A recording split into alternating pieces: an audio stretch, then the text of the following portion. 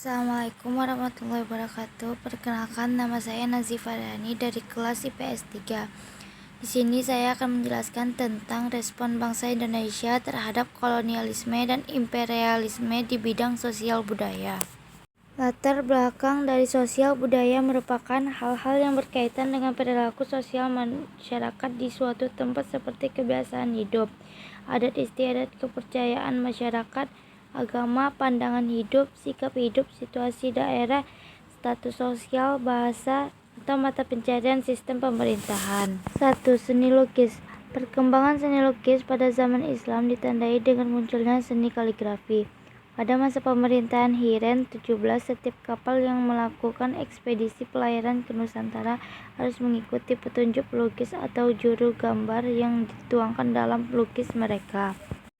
Pada umumnya, objek-objek lukisan mereka di luar pesanan pemerintah kolonial, berkisar tentang pemandangan alam, bangunan-bangunan tradisional, dan objek tertentu yang menarik perhatian mereka. Perkembangan abad ke-18 sampai dengan ke-19 sulit diketahui perkembangan seni lukis dengan media kertas atau kain kecuali batik.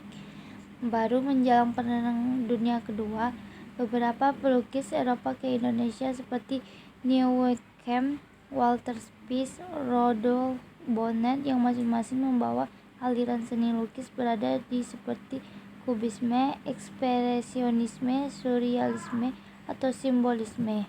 Baiklah, kita lanjut yang kedua, seni kerajinan. Awal abad ke-19 merupakan babak baru bagi perkembangan usaha kerajinan rakyat. Ketika itu pemerintah kolonial Belanda yang dipimpin oleh Gubernur Jenderal Daendels mengeluarkan kebijakan untuk memberikan pembinaan terhadap usaha-usaha kerajinan rakyat, terutama pakaian, topi, sabuk, sepatu, tempat peluru, dan perlengkapan kuda. Ketika Thomas Raffles berkuasa di Indonesia pada tahun 1811, di Jawa baru berkembang sekitar 28 jenis kerajinan rakyat. Kebijakan pemerintah kolonial untuk menjadikan usaha kerajinan sebagai alternatif dan peluang kerja di luar kota pertanian. Kerajinan rakyat pada pemula abad ke-20, pemerintah Hindia Belanda juga mendirikan sekolah kerajinan tanduk, anyaman, dan keramik di Ngawi, Jawa Timur. Lembaga swasta Zending juga mendirikan sekolah kerajinan di Kediri, Majawarna, Kuwu, Mendut, dan Waru. Selanjutnya yang ketiga adalah seni sastra. Pemimpin reaksi Medan Prijiaji ini adalah Raden Mas Tirto Adi Suryo. Pengarang lain keturunan Indo-Belanda adalah Edward Doyce Dekker dengan nama samarannya Multatuli.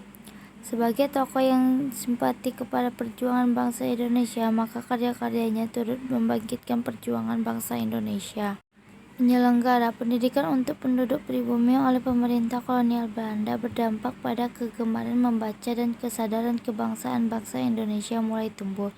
Orang pribumi yang berbakat mulai menulis karangannya. Selain seni-seni yang sudah dijelaskan tadi, masih ada beberapa respon terhadap kolonialisme dan imperialisme Belanda dalam bidang sosial budaya.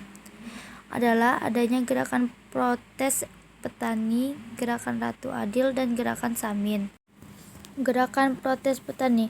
Gerakan protes petani merupakan satu respon yang masuk ke dalam sosial untuk membela rakyat Indonesia dan melawan peraturan Belanda yang tidak manusiawi. Hal ini dilakukan karena melihat adanya kondisi perekonomian rakyat Indonesia yang mencakupi meskipun yang melakukan pekerjaan yang melebihi jam kerja pada kontrak kerja. Gerakan Ratu Adil merupakan sebuah gerakan revolusioner yang lahir akibat menginginkan suatu perubahan menuju zaman keemasan yang tidak mengenal penderitaan rakyat. Selanjutnya yaitu gerakan Samin, merupakan sebuah gerakan yang dilancarkan oleh pengikut Saminisme yang dilakukan tanpa adanya kekerasan. Gerakan ini dilatar belakangi oleh adanya desakan ekonomi yang disebabkan banyaknya kebijakan Belanda yang tidak adil terhadap rakyat Indonesia.